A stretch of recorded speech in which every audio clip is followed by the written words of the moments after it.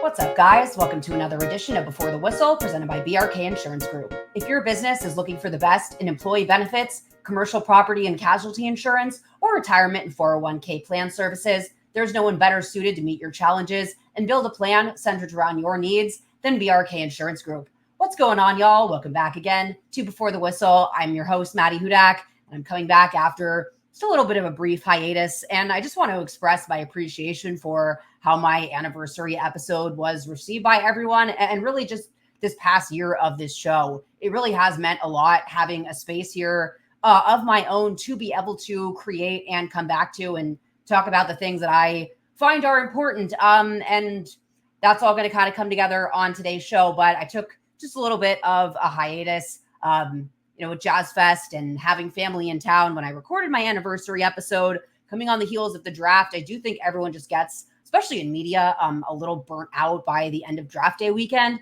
especially with spring camp for Tulane being very exciting and interesting. But every day there, I really had to pay attention, learn all these new faces. And I had started to kind of do a post-spring camp, spring camp. I tried to say that at the same time, breakdown of both sides of the ball. It's been a little hard to do so on the defensive side just because several of those guys entered the transfer portal. And then we've seen now quite a few guys enter for the team and see Tulane actually fill some of these holes that were, a little bit of a concern. So this offseason, that's definitely going to be kind of what I'm going to be delving into, as well as going through. There's a lot to break down, going through all the position groups, like I said, when all these transfers come in. But this is going to be a really fascinating season to cover just from the perspective of all of these expectations, but not really knowing that much still about the identity of the team, whether or not this team has an identity or not, and how you kind of really make that all come together in the summer. So that's really going to be how I'm going to break down these next couple of months. But just kind of breaking down what I kind of find important today is what I was saying before. I really appreciate having the space to sit down here and create and have a community and feel like people really value my opinions, especially when it comes to football and Tulane football, and not being extra special for me, being an alumni from the school and feeling like there really is an opportunity for me to disseminate information, get people invested, and be it new fans or perhaps, again, a lot of people my age that are in their 30s, weren't necessarily fans when we went to Tulane because it wasn't very good of a football team and there wasn't any culture. Maybe we can kind of get them back into the fold.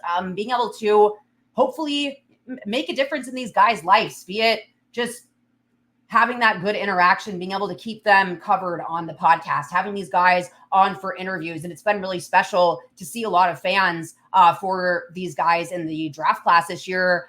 For Lawrence Keys from the Bills, for example, to see all these people coming over and really enjoying that time and learning about these guys, it's made me just feel really special about having this space here. And I have always been someone in this industry that when things bother me, I tend to speak up, especially when it comes to women in this industry. And this was something that I contemplated whether or not I wanted to talk about on Twitter, for that matter, just because I think the conversation on Twitter has really just gotten away from the ability to have rational discussion. And it was already a little difficult before that. But the last time something like this happened, I would really liken it to, the whole thing with sideline reporting and the comments by Harrison Butker that sparked this whole, sideline reporters don't really belong in the industry. And I felt like at the time we kind of missed some of the conversation, myself included, about why perhaps there were sideline reporters that had to make stuff up, why that respect and just for them as a industry professional isn't given. And if they're expected to do these interviews, again, it's just a job as a professional to complete that. And so I felt like even though I had posted this video that got really good reception on Twitter about my feelings on that whole situation, it wasn't really tearing down Harrison Butker in any way, just showing a little bit of how unfair the weight of the words that we as women hold, but also why it's so frustrating for us, because it feels like we have to convince people every single day that we're qualified to talk about the sport. And then that kind of stuff happens. All that to say, I've always been someone to speak up and feel like I should say something when something in this industry bothers me. And with Harrison Butker having this platform to speak, I know it was at a religious university. I'm not a religious person, and I'm not really going to get into most of those, if not all of the other comments, other than the ones that he said about women. It really has just kind of made my skin crawl in a way, and that's what I'm really going to kind of kick this off with.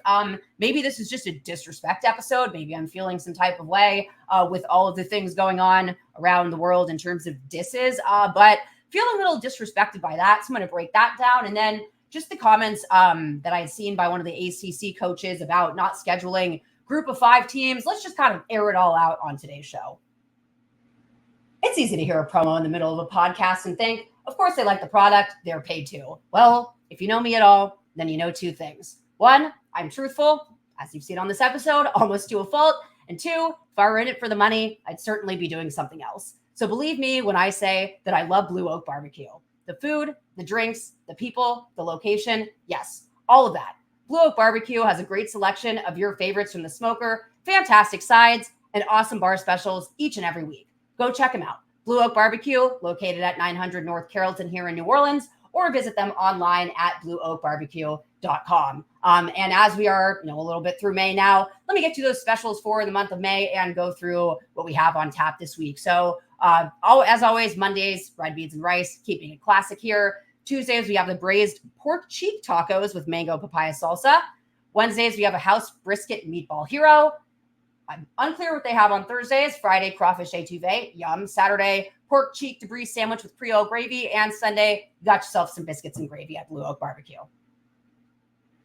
So I guess I should provide some context. And I just had to look up his position, and I don't really feel bad that I didn't know it off the top of my head just with these comments. But kicker for the Chiefs, Harrison Butker, goes and gives a commencement speech at a religious university. I don't know much about it. It was very rambly, talked about a lot of things that I probably don't sit right with me, but I'm not here to kind of break those down. But I am here to kind of talk about how he addresses the ladies in the room, if you will. I just feel like, again, I'm very pro separate those types of things in conversations. But I recognize that there is a time and place, and this is probably the correct place to speak about religious things. But I just, going through this speech, if you will, I'm just imagining, no matter what, being a woman in the audience where I've spent the last 4 years of my life going to school, getting a degree, and someone up here who comes from, I believe his mom is a physician or a physicist or something, has a master's degree, gets up here and says, for the ladies, congratulations on an amazing accomplishment. You should all be proud of that, all that you have achieved to this point in your young lives. And I'm going to read this just because I think paraphrasing it doesn't do justice to this. I want to speak to you directly, to you briefly, because I think it is you, the women, right? And now we've switched to women after starting as ladies, who've had the most diabolical lies told to you. How many of you are sitting here now about to cross the stage and thinking all the promotions and titles you're going to get in your career? Some of you may go on to lead successful careers in the world, but I would venture to guess that the majority of you are most excited about your marriage and the children you will bring into this world. I can tell you that my beautiful wife, Isabella, would be the first to say that her life truly started when she began living her vocation as a wife and a mother. Maybe that's true. But I am not in the business of, my wife feels that way. My wife of a Super Bowl winning football player who can afford to stay home and not work, first and foremost. He then goes on to say that he's able to be on the stage and be the man he is today because his wife leans into her vocation. So what? It's our responsibility now for men to be able to live their lives. That's not something that sits right with me. I'm beyond blessed with the many talents God has given me, but it cannot be overstated. But all my success is made possible because a girl I met back in band class in middle school would convert to the faith, become my wife, and embrace one of the most important titles of all, homemaker. And then he goes on to say, Isabel's dream of having a career might not have come true. But if you ask her today if she has any regrets on her decision, she would laugh out loud without hesitation and say, heck no. Okay. So this is someone that there are women that work in this industry, and I'm imagining how these women feel in the audience. Maybe a lot of them agree with him, but I just can't fathom having someone who's up there to celebrate my accomplishments in school tell me that, okay, well, congratulations on getting to this point. You might think that a career is your next step, but actually you need to get in the kitchen. I mean, that is the vibes that this is really giving me. And then I think about, God forbid, if I was, and I'm sorry to use that word in the context of this, but I was a reporter for the Kansas City Chiefs. How would I feel going up to this guy and trying to ask him questions, knowing that he doesn't respect me as an industry professional, knowing that, is this guy looking at me and thinking, oh, well, this person should be married with kids and in the home? It's so dismissive of so many things up to this point. But to say that, again, the most important title is to be a homemaker. And he even admits that her dream of having a career might not have come true. I mean, realistically, if she had regrets about it, what is she going to say now? Oh, well, yeah, I wish I did. Maybe that's the case. But again, what really bothers me when these types of things are said is typically the reaction to them. And I know that reading into the reaction of the masses is probably not the healthiest thing to do at this point. But if you saw the comments, it very quickly, if anything, was pointing out, oh, I wish that my mom had stayed home more with me and all this stuff, not ever considering that maybe the dude could be the one that stayed home. I just feel like we are in 2024 at this point. And just a few months ago, I felt like I was defending the fact that sideline reporters are worthy of respect in this industry. But now I get on the internet to find that a professional football player is saying that women as a whole should be at home having kids, and that's really what they're destined to do. It's just, this is why when International Women's Day, Women in Sports Day, all of these things come up on Twitter or whatever. And I think a few years ago, maybe when it was a little more quiet, and now we're kind of saying the quiet part out loud. If you've noticed, I think a lot of the posts by women on these days carry a little bit of aggression behind them. And it's something that I've slightly picked up on as well. I think that there is kind of just, we're fed up at this point. And it's like every time I get on the internet, it's some form of blah, blah, blah women in this industry. And I know it's not every single day. And I know that this is a very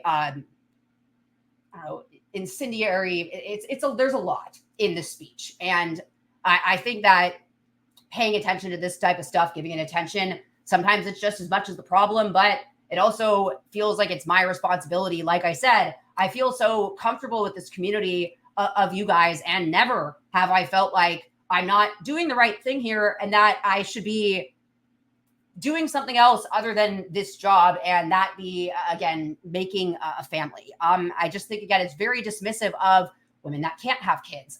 Just so many different things that go into this. But even if they do, who cares if you want to have kids and then go back to work? My mom worked when I was a kid. I don't care. I turn out absolutely fine, especially now that I am in this position and being feeling like sometimes I'm an advocate, sometimes I'm just trying to exist as a woman. I'm glad that I had that kind of example to look back on and know that you don't need to stay home in order to be a good mom. But I'll be honest, that's really just not the first thing on my mind at all, for that matter, right now. I literally care about football, figuring out what Tulane's next season is going to be like. And maybe as a 30-year-old, my priority should be elsewhere, but I just don't care. But it really bugs me when someone that should know better, that should know that at minimum, the way you're speaking dictates a necessary level of privilege and resources that people in this country just do not have at this point to be able to afford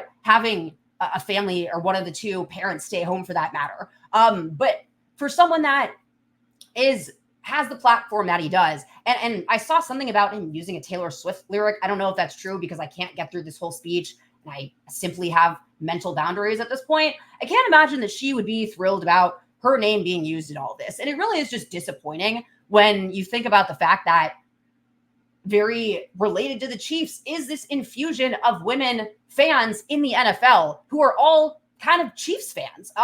Most of these Swifties, if you will, that entered the NFL for obvious reasons became fans of the Kansas City Chiefs. And so it is so damaging to me for someone, and yes, this is all just circumstance, but let's just be real. I mean, this is a team that they're all following along with. And now you have young girls. We saw the commercials and we've seen it on Twitter when people were bothered about the 40 seconds of airtime. And then people were saying how much that made a difference for their young kids getting involved. Well, imagine they now catch this speech online that says that they're not really supposed to do anything other than stay at home and have a family. And I just, that all coming together. I remember I talked about Taylor Swift on International Women's Sports Day on this platform here. And I remember there were some comments of, that people weren't really sure where I was going with the whole conversation. Not entirely sure where I went at that point either, but it was just kind of the reaction to being so bothered about, the infusion of a woman in this industry. But it did feel like we were finally on the cusp of having a different conversation about this and having a completely new audience of women come into the NFL. So for this to just kind of happen on the heels of all that really just disappointed me. And I don't really have a long-standing point to this, but this is kind of why I feel like I overcompensate often in this industry. I mean, I've spent a year and a half at this point really digging into these multi-week scouting courses that are absolutely way beyond the confine, or, what would be expected for me to be able to do my job here. But I've always just felt like I am chasing this sense of authority in an industry where it's a sport that I never played. And a lot of the time it feels like a big boys club. And so to have one of the players in said club speak like this, just, it really bothers me. But if I was around these types of people on a regular basis, there's no way that I would be in this industry. All that to say, it really just makes me continue to further appreciate the community that I have here, the relationships I have with people, the respect that I feel as an industry person. Industry person, not just a woman, as a reporter in this industry, but also from the football players and Tulane's coach, the whole culture at Tulane.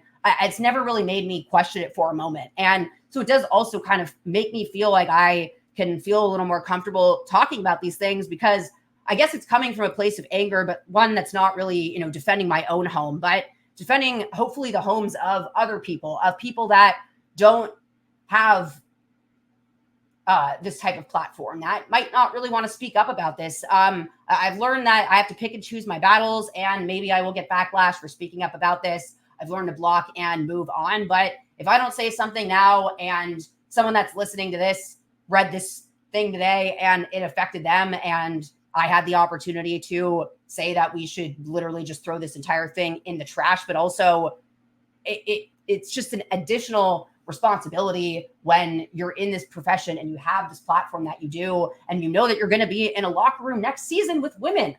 It's just so bizarre to me. But I'm going to stop ranting now and kind of get on to, I guess, what the football disrespect of the day is, where I'm still kind of trying to nail down how I'm going to cover Tulane this offseason. As Sam Lockwood, Wave After Wave, posted on Twitter, we're going to look at some film on some of these incoming transfers, and that I think will help us to really paint the picture moving into next year. And then once everything is settled, once all these transfers kind of stop coming in, just because it is difficult. I know that you can't enter the portal anymore. I think, I don't know the whole grad transfer thing. But for the most part, I think that's all settled, but there's still, several question marks. They brought in a defensive back, Jonathan Edwards. But who's going to be the starting CB1 and CB2? I don't even think that you could get that answer from what we know now, because we haven't seen a lot of the guys take the field. We haven't seen this team's identity really come together. I really liked in the Welcome to Uptown special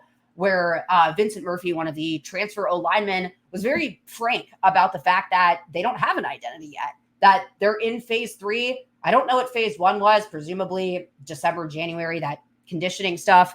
Phase 2 being spring camp, phase 3 being summer, and then phase 4 being fall camp and the season, that they're really going to get a chance to see what each other's made of. And it's true, because the lights are off. There is no practice where there's obviously still things going on, but it's not the same as spring camp. I think this is really when you have to dig deep and dig within. And I think that this Tulane team does have a decent amount of things to prove going into next year.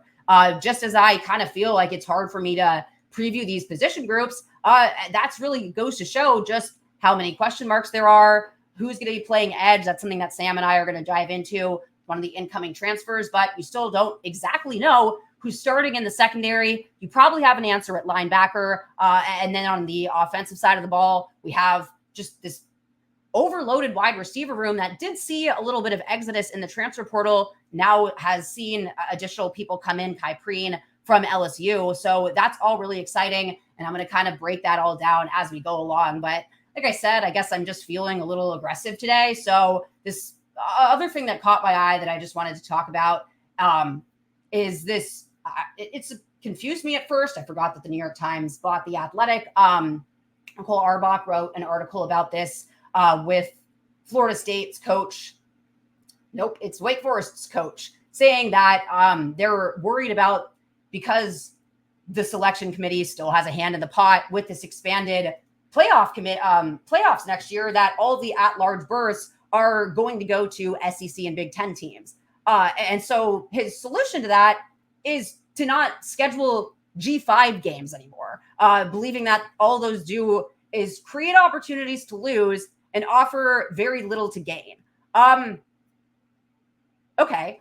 I'm just kind of trying to figure it out here. Where are we saying that it's a lower level of competition? In which case, why would there be opportunities to lose? It's kind of hard to say in the same sentence that you're afraid to get beat by a G5 team, but that winning a game against one really doesn't make that much of a difference either. But what you then see is these teams just scheduling absolute cream puffs for their off-season schedule for these FCS type schools. And I mean, no offense to those types of programs, but it's just absolutely not the same conversation.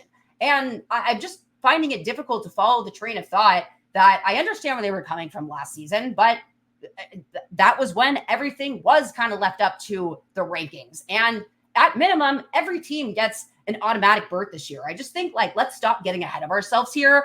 It just goes to show it's hard to be in a power pyramid and be in one of those kind of middle rings. I understand that.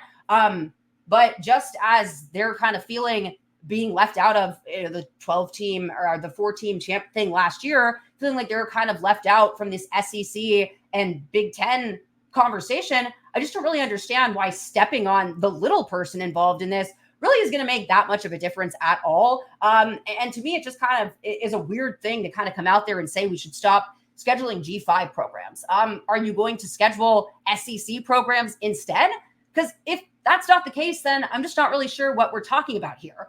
Talking about the fact that if they're a 10-win ACC team, then they should automatically get a bid in. But again, saying that you might lose against a G5 team, but even if you get that 10th win, then that 10th win doesn't matter. It just seems like a lot of word salad to me to say that they're scared of losing to a good G5 program. And the fact that everyone is going to have to show themselves this year. They're all going to get a spot in the playoffs. I think maybe we get through this first season of things. College football is just so bizarre to me because it's always in this constant state of flux. Money dictates quite literally every industry that we're talking about, but it plays in a really different way when it comes to schools and the way that they're all just jumping here and there and trying to get ahead of all of these things without just trying to win football games first. Just thinking about how much I've been able to spend time around Tulane's team this offseason. And even though there is all this conversation about, the college football playoffs, Tulane is able to ignore all of the noise, all of these things, and focus on just winning the games in front of them. And to me, this all just kind of comes off as being a little afraid to show yourself and have that sense of competition. I mean, they played Tulane, AAC G5 school, if you will, in the bowl and proceeded to beat them. So it's just a very weird thing to me. I think that rightly so, it has a lot of G5 programs relatively bothered by this, but it just kind of shows what the hypocrisy is going on at all these kind of different levels. So I find it fascinating that from, the ACC perspective, they're saying, let's get rid of the G5 programs because I'm not entirely sure about that. And so then let's schedule really, really easy ones to pad our schedule. Then you have Tulane just doing the exact opposite approach and going for the big dogs in their out-of-conference schedule, scheduling Oklahoma and Kansas State. And yeah, the out-of-conference matchups for them definitely matter more on this side of the equation. But I just feel like we're really getting away from the plot here. And I know that's going to happen eventually. I just feel like, why don't we get through one round of this gauntlet before everyone starts and stops freaking out? I'm sure that they're correct that it's relatively going to be a lot of SEC and Big Ten teams, but maybe that is where we'll start to see if competition matters or not. You have to see the playoffs play out. And if Florida State had gotten in this year, then it would be a different conversation. And I know that their quarterback got injured and everything, but that's just kind of how football goes. That's how life goes.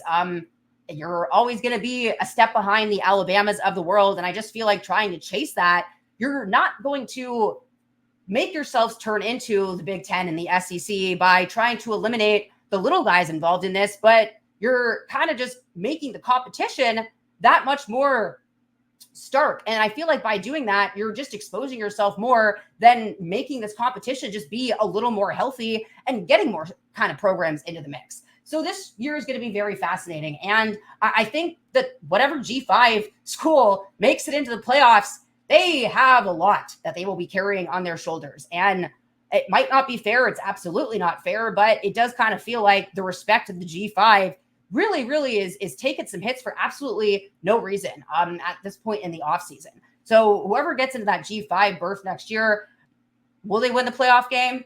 It remains to be seen, but just showing these guys that we need to have these conversations and talk really about competition and really mean it when we say we're not afraid of anyone, because if that's the case, then you shouldn't be afraid of a program like Tulane. I just don't know how there's nothing to gain, yet you're afraid to lose to this type of program.